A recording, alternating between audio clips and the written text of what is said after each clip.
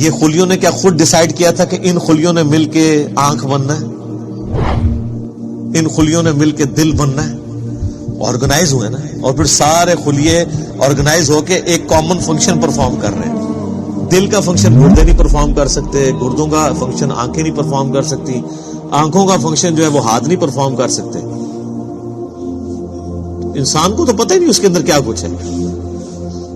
تو یہ بنیادی بات ہے کہ اس اللہ کی عبادت کرو جس نے تمہیں پیدا کیا ہے، اور جتنے اگلے بھی گزرے ہیں ان کو بھی اسی نے پیدا کیا ہے۔ اس سے ڈر جاؤ، اس اللہ سے ڈر جاؤ جس نے تمہیں تمہاری مرضی کے بغیر پیدا کیا ہے۔ جو تمہیں تمہاری مرضی کے بغیر پیدا کرنے پر قادر ہے وہ تمہارے ساتھ کچھ بھی کرنے پر قادر ہے، اور اگر وہ تمہارے لیے کچھ ڈیسیژن کر لے گا پھر کوئی تمہیں بچا نہیں سکتا۔ یہ ہے اصل میں اس کا فارم۔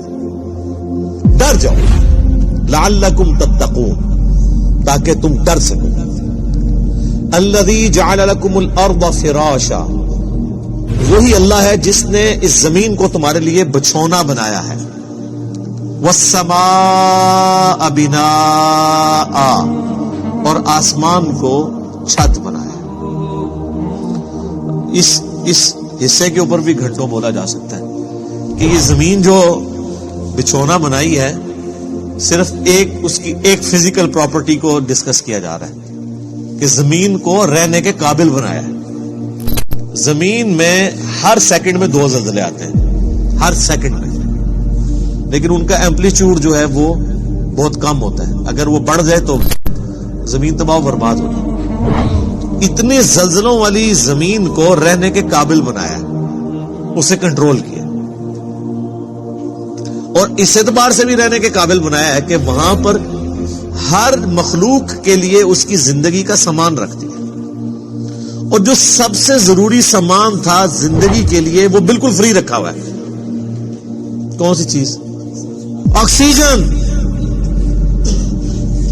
پانی تو پھر بھی بندہ کچھ گھنٹے کچھ دن بھی نکال سکتا ہے، آکسیجن 1.5-2 منٹ سے زیادہ کوئی نہیں نکال سکتا، بالکل فری رکھا ہے۔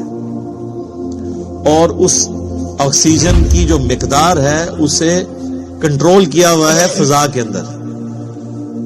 ہائیڈروجن سے یا نائٹروجن سے وہ بڑھ جائے تب بھی ہماری ایگزسٹنس نہیں ہے، کم ہو جائے تب بھی ایگزسٹنس نہیں ہے۔ اور یہ تو صرف ایک فائن ٹیوننگ ہے، اس طرح کی ملینز آف فائن ٹیوننگز روئے ارض پہ ہیں۔ اسی لیے سائنٹسٹ کہتے ہیں کہ یہ میریکل پلانٹ بنایا گیا ہے اس قابل کہ یہاں پہ زندگی رہے، وہ کسی کے بنانے سے بنا ہے۔ اگر وہ کہتا ہے خود بخود بن گیا ہے تو پھر اس کو کوئی کاپی کر کے بنا کے بتا دے۔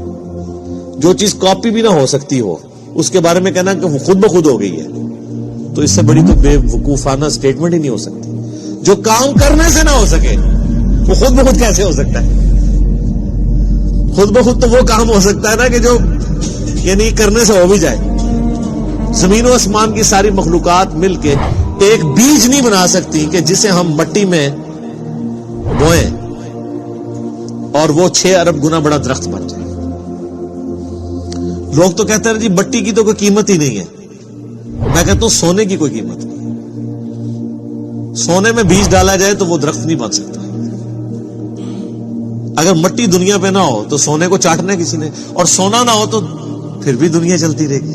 یہ مٹی جو اللہ نے رکھی ہے دیکھنے کو حقیر چیز ہے، لیکن اس میں ہم بیج بوتے ہیں، اور سر وہ بیج جب نکلتا ہے اور درخت بنتا ہے، اس درخت کا سائز، اس کے پھولوں کے لگنے کی ٹائمنگ، اس کا پھل میں کنورٹ ہونا، پھلوں کے پکنے کی ٹائمنگ، پتوں کی شیپس، ان کے سائز، پھر ایک ایک پتے تک پانی کا پہنچنا زمین سے، یہ تو انسان پریشان ہو جاتا ہے۔